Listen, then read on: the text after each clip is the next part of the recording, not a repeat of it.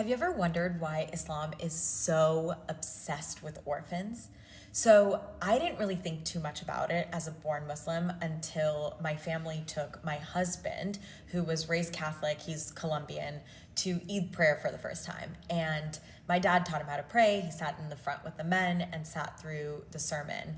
And at this point, to be honest, in my relationship with Islam was at a point in my journey where I kind of just tuned out the sermon. I felt like often they weren't very relevant or easy to understand or apply to my life.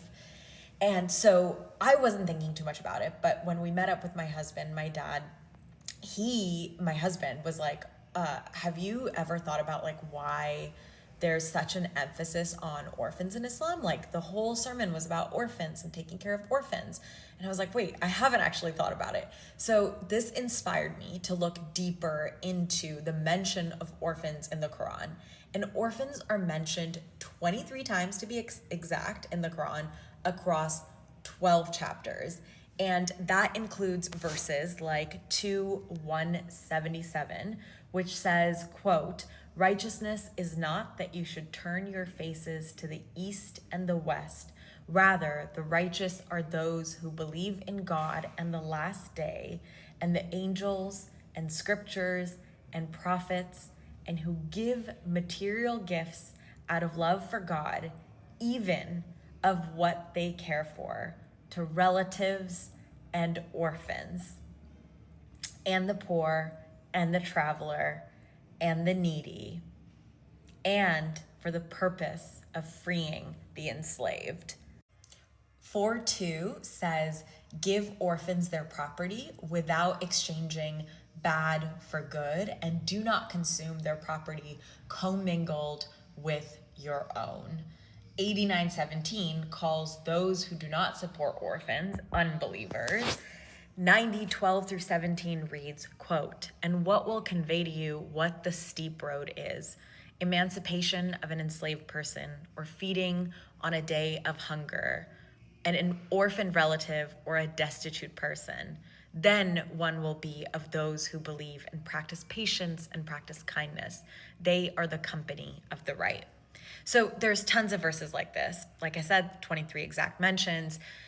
It made me think about, how do people actually get orphaned in society? Now, the most obvious example of this is war, aggression, or genocide, right? In Gaza, Israel has orphaned over 39,000 children as of September 2025. That's according to the Islamic Relief. Also, there's temporary cases of orphanage. 17,000 children, according to UNICEF, have been separated from their parents. Just think about Renata Tala, the 11-year-old chef from Gaza who left Gaza without her parents and migrated to Netherlands with her siblings for safety, and not even all of her siblings. But there are also less noticeable examples of orphans all around us. Mass incarceration in the US is one. In the US alone, on any given day, 2.7 children have at least one parent in jail. And this disproportionately affects Black children. Native children are disproportionately taken from their homes, stolen, and placed in the foster care system. And then there are the ICE raids. Currently, there are more than 2,500 children in ICE custody. And that doesn't even include the parents who have been taken, leaving their children behind.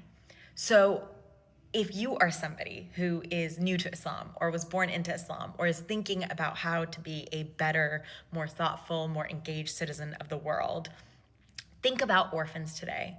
What can you do for the children who do not have the support of their parents, one or both? Because a society that takes care of its orphans, according to the Quran, is a well-functioning society that is in alignment with the divine.